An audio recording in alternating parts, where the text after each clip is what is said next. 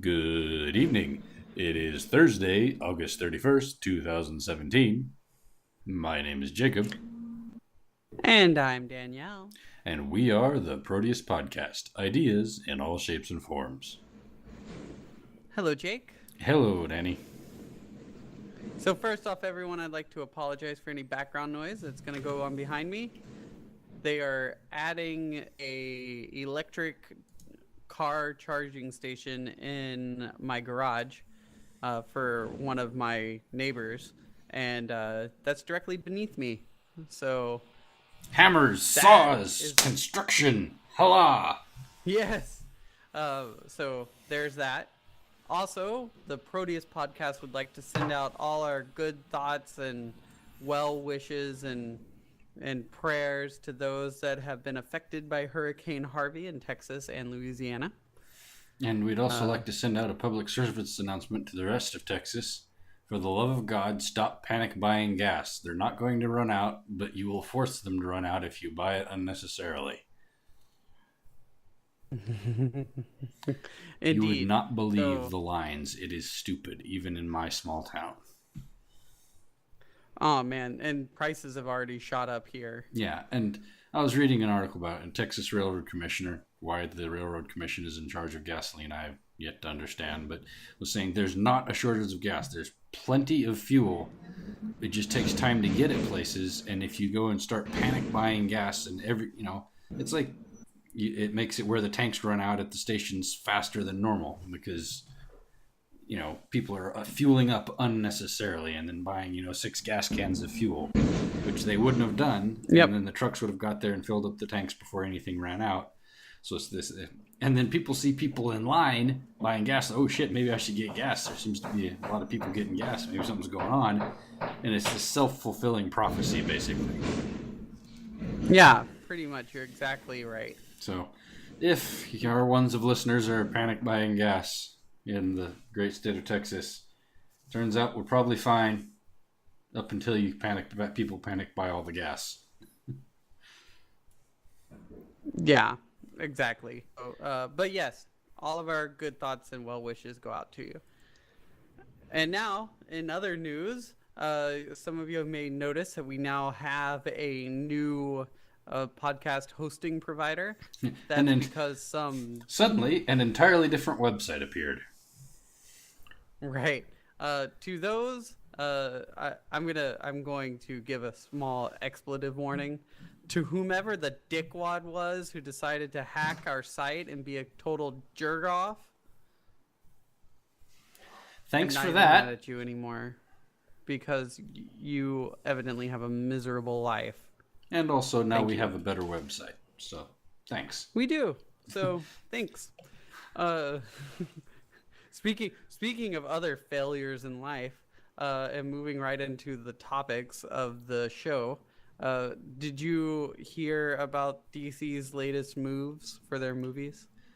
Yeah, kind of. They decided, you know what, we've got this cinematic universe going. Let's totally not stick with that. Yeah. So we're going to get a Joker origin film. That is not related to the recent other things. And apparently the new Batman movie isn't going to be tied to the other things. I don't to the Justice League movies. But Batman... we'll still have Batfleck. If they do a freaking Batman origin movie with Batfleck, I will flip a table. And here's the thing. Let's break this down, okay? Because they're also doing Suicide Squad 2. Yay. Which is supposed to have more Jared Leto. Joker. So what you're saying is the worst part of that movie is going to be more... Okay, great. And more of the Affleck duck. Just what everyone wants. And we're supposed to also get a Harley Quinn spinoff film. Everyone will be... That's probably the only good news I've heard so far in this conversation. Well, and I feel like I almost have to break these down individually, right? Right. So... break it down for me. Let's start with the Harley... Let's start with the positive. Okay. Let's start with a No, let's not. Harley I want to end Quinn on a spinoff. positive note. You want to... Okay, let's start with the negative then. Let's talk about a separate Joker origin film. What? Why? Yeah, why? That's like that's that pretty much covers it. What? Why? That's like, I want to see the origin story for the Joker that they gave us in the Batman movie, because I want it to be because I want it to be Robin. Honestly, right. The fan theory is awesome. Do that. Right, but it won't be that because it's completely outside of the DC universe. So we're going to, at this point, due to how DC handles their properties, we're going to have 3 different Jokers. We're going to have Gotham Joker. We're going to have Justice League Suicide Squad Joker. We're going to have Joker Origin. Oh, wait, we may have a 4th one because the Batfleck is going to potentially be outside of the DCU, the DC cinematic universe as well. So that's just what we need. 4 unconnected Jokers. You know what they're doing? They're setting up one of those multiverses. So you can have 4 Jokers fighting Batman later. Yeah, I wish they were that coherent, enough. But you know that that's not what's going on here. And also, it's like to kind of like pile onto this. I kind of have a problem with a origin movie based on a villain, and more so based off of a villain that part of the intrigue is that no one knows where he came from. Origin of this villain, no one knows where he's actually from anyway. Yeah, like the whole point of that's kind of what makes the Joker cool, is he's a secret. And so they're kind of like explaining a magic trick. Once you explain it, it kind of stops being cool. Yeah, that's pretty much exactly it. Who's the director for that? I don't know. I'm kind of sure. I'm kind of sure I don't really care anymore. I'm so disappointed in them. Oh, so Martin Scorsese is producing it. Well, yay for him. I guess he's needing to make. I guess he hasn't made enough mistakes in his life and wants to do this also. But it looks like But yeah. Yeah. And it's going to be written by Todd Phillips and Scott Silver. So that's the writers of The Hangover and 8 Mile, like the Stephen King 8 Mile combined, writing a script for one of the most interesting villains in comic book history. Well, it'll either be phenomenally bad or phenomenally mediocre, because I don't see how those two can mesh. Yeah. And so, yeah, I don't either. So that's the bad. That's the worst, okay, in my opinion. Mm-hmm. Then we're going into the Batfleck Batman film being separate from everything else that they've done. Same problem, basically. Which, just to add more confusion. And also, there's still rumors that Ben Affleck has pulled out of that project completely. And won't even though be in he said that he hasn't. Yeah, like he wouldn't even be in it. Like he's like, after Justice League, I'm done with Batman. I could understand that, because he went from producing and directing and starring to producing and starring to directing to only starring to I'm tired of this bullshit, just let me go. So yeah. I can understand his sentiment there. It wouldn't surprise me if he stays in it. Well, and I get it, right? He only directs things that he knows that he can have full control over and that he can make something awesome with. Yeah. And it goes more towards the DC universe and problem with the filmmaking where they can't keep their fingers out of that pie. Yeah, it's this weird. They have to change things. It is so weird the way they treat the whole thing. I just don't understand it. And It's then very that much leads like us to Sony's Suicide weird Squad stranglehold 2. on Spider-Man.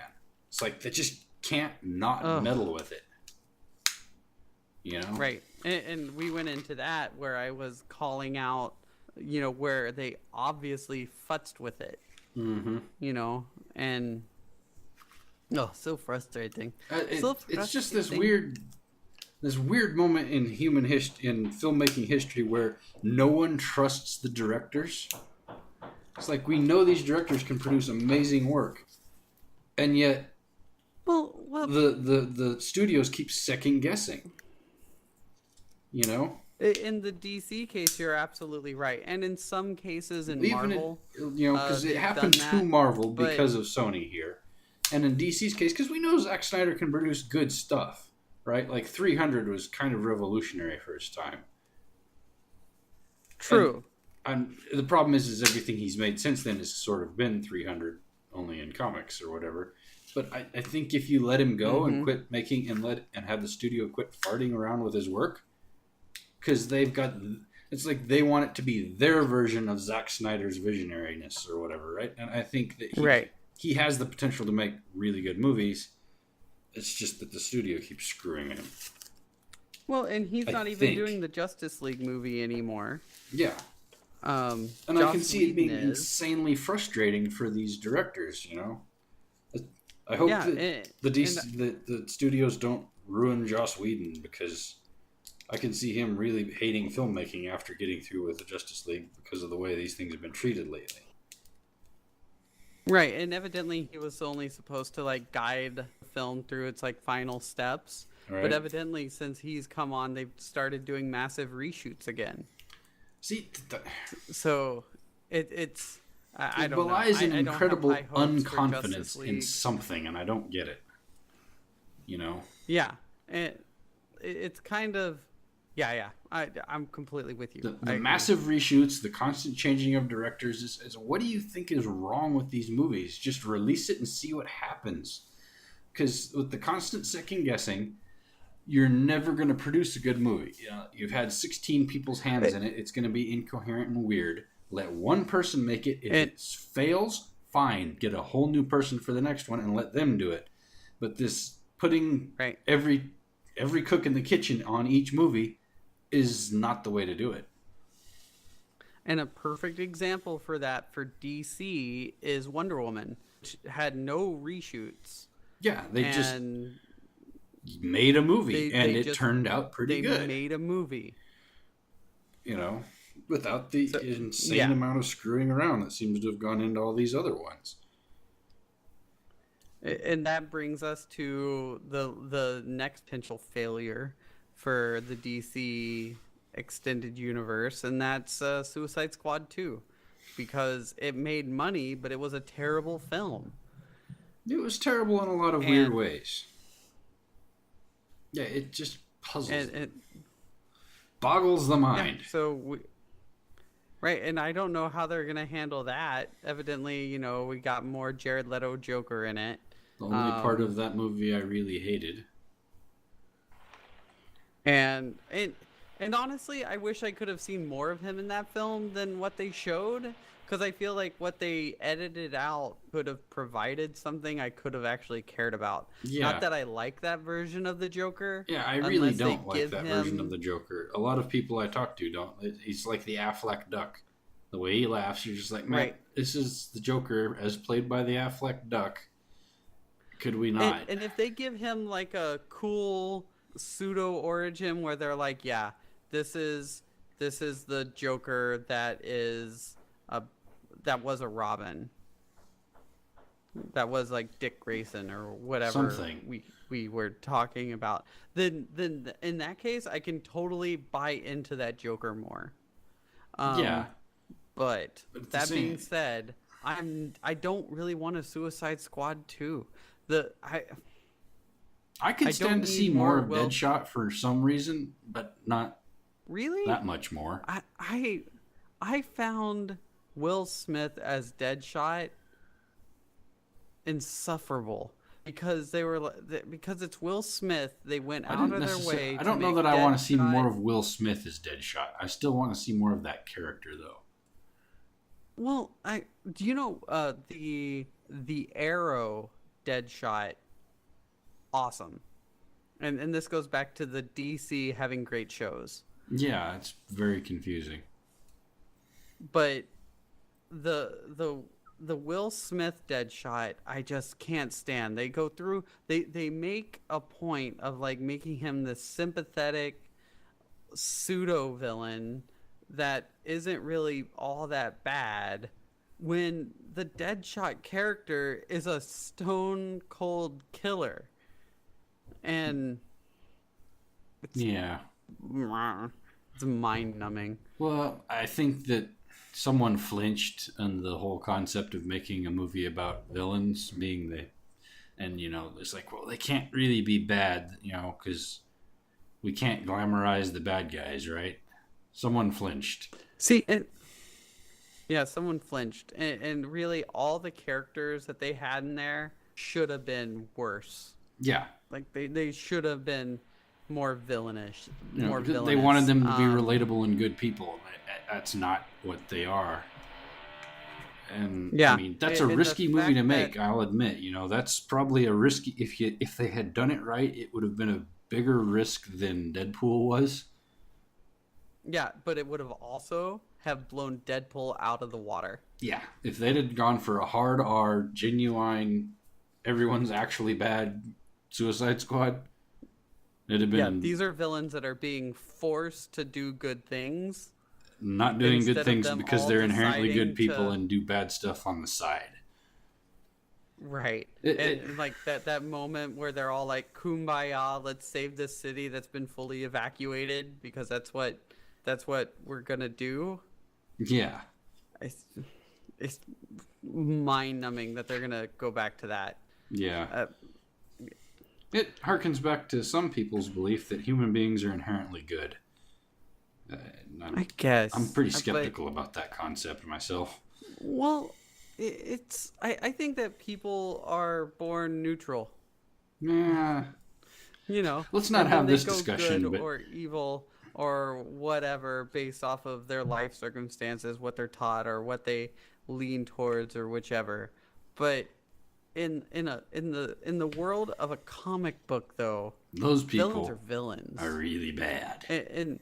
And there are some sympathetic villains, right? Like, for instance, the Sandman in Spider-Man. Yeah. In the comics, he's sympathetic, and they did a great job of making him sympathetic in Amazing Spider-Man 2. Was it 2? 3. I think it was 2. Not Amazing, just Spider-Man 2. 3. 3. And like wasted opportunity there for other reasons. But there are some sympathetic villains. But the whole idea behind Suicide Squad is that these are not sympathetic villains. Yeah, pretty much. These are Batman's top 10 bad list. Yeah, and we've gone over this 100 times, I think. It's just a hugely wasted opportunity to make a probably revolutionary movie. And everyone in charge flinched and said, "No, we're going to go for bubblegum and popcorn." Except for showing off Harley Quinn's ass. We'll keep on doing that. Yeah. Because, that's the easy part. Sex sells. That's the easy part. So, yeah. Potential fails being announced and followed through on the DC side of things. So, anyways, that leads you to the Harley Quinn movie.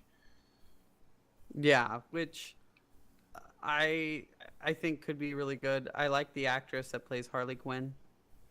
I'm not sure if she's actually in that. I think she is. That's about yeah, because this is what fans seem to be asking of comic book movies, is like some consistency and coherency. And whoever's in charge of the DC movies is going, nope, definitely not doing that. So it wouldn't surprise me if it's yet another entirely different actress.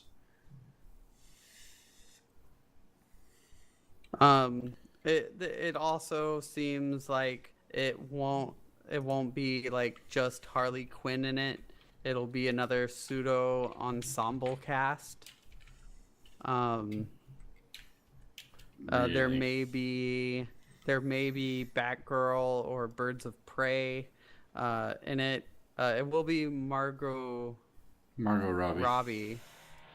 But she's also, and this is an interesting move, she's also going to be producing the film. And I don't know if she's ever produced a movie before. Well, Do you know? I do not know. I don't know a lot of things, as it turns out, and that's one of them. But in a way, I kind of think it's good if there's another protagonist in it. Because as much as I love the Harley Quinn character, she kind of has to have someone to play off of. Yeah, I think so. And I can see it. And if it's like a hero like Batgirl, or if it's another villain like Poison Ivy or Catwoman, I can see there being a good dynamic there. If it's Batgirl, I can see there being you're being like the old trope of like the good cop having to work with the criminal to save the day.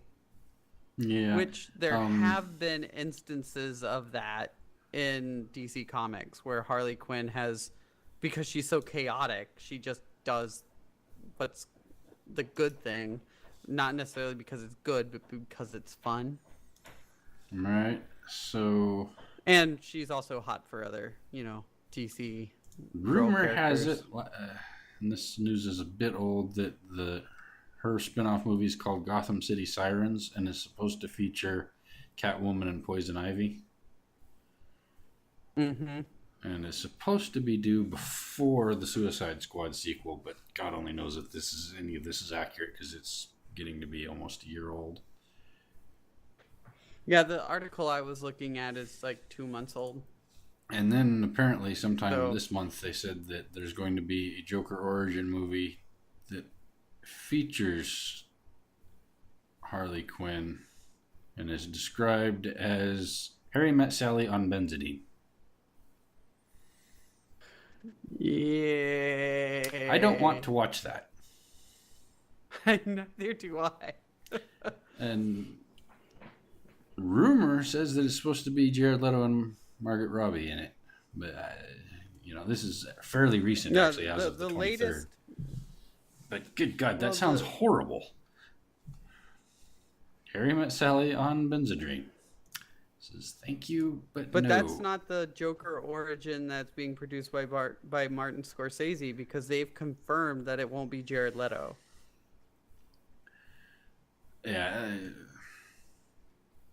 hard to say. There's so much going on with the DC universe and everyone has no idea, and they can't seem to sit still for 5 minutes on what they're doing.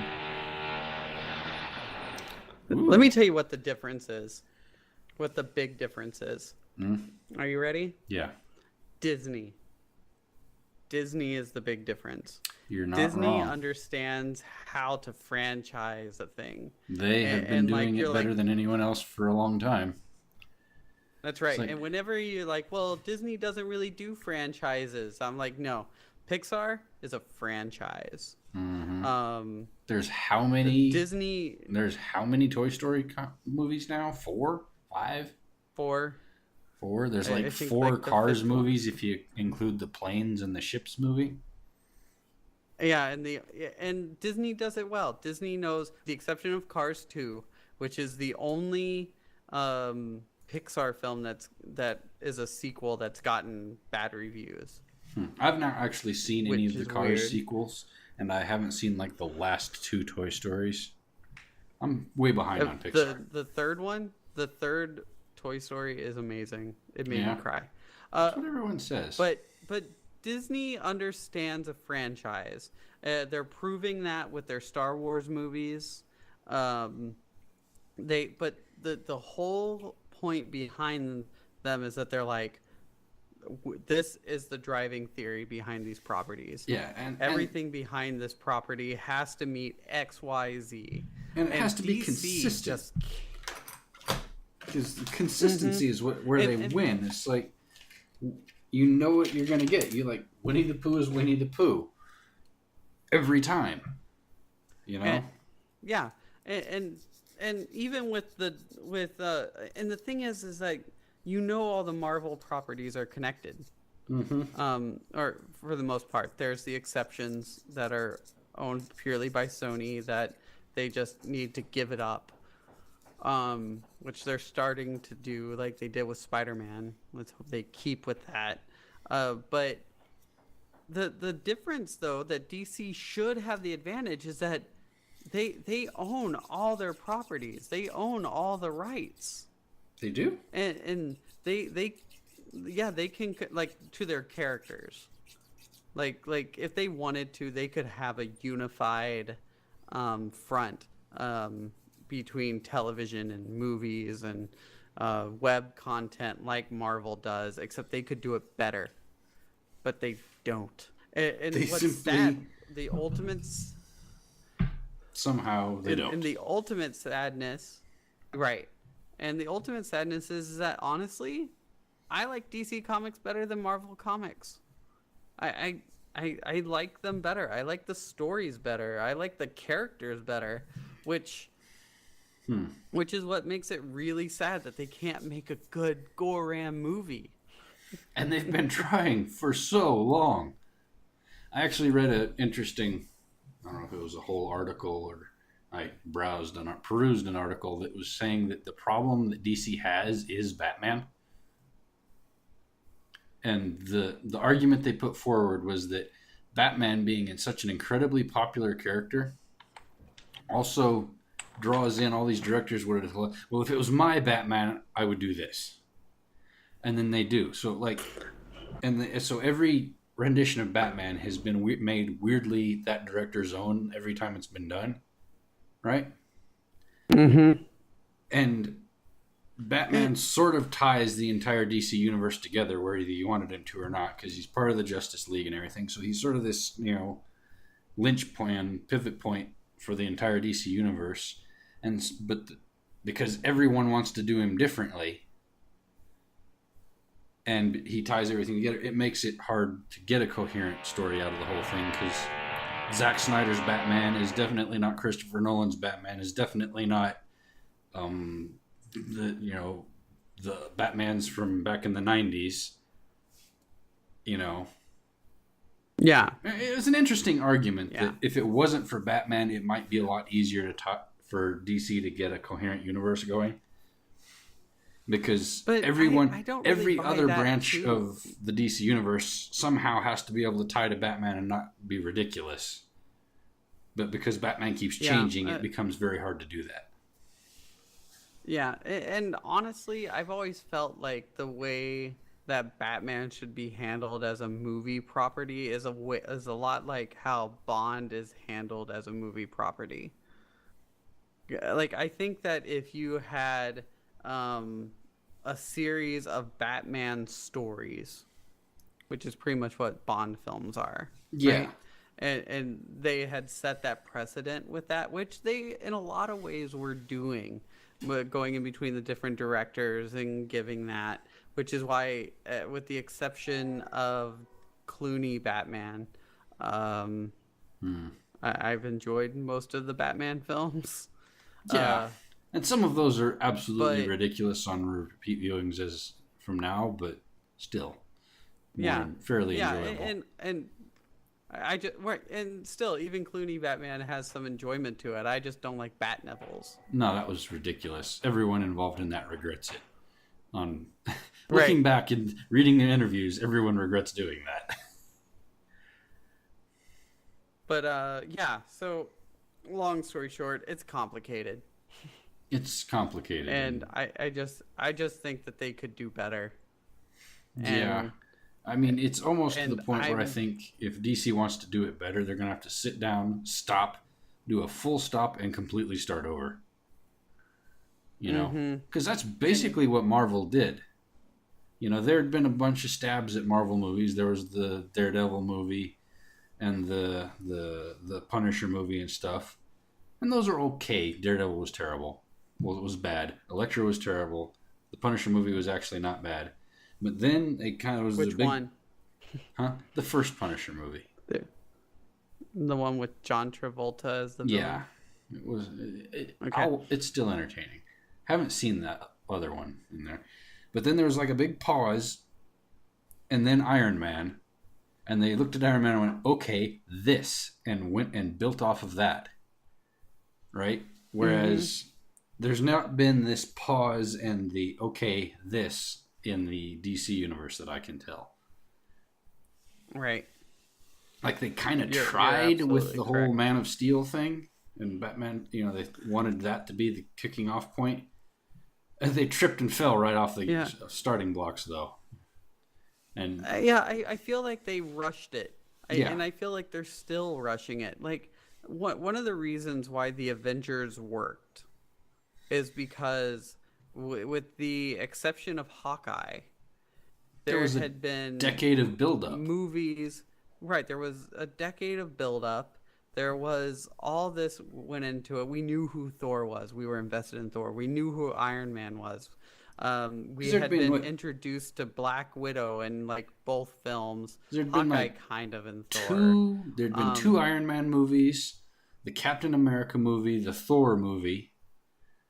You know, that's a lot of buildup, and then it all came together. Right. It all were. Oh, and don't forget the Incredible Hulk movie, which is still technically canon. Yeah. I mean, it did have a Robert Downey Jr. Iron Man cameo in it. Yeah, and then it all came together and made sense. Whereas, I feel like DC kind of feels the pressure from that. Like, oh, well, we got to get all these movies out so they can come together and make sense. But they're trying to do it fast where they needed 10 or some more years to get it done in. Yeah, and I honestly feel like I feel like the two characters that they are going to fall flat with in Justice League, it's going to be Superman. They're gonna mishandle that from here to the moon and back. Right. And the Flash, Barry Allen. And I think that the reason why the Flash is gonna fall flat is because, one, they're using Barry Allen.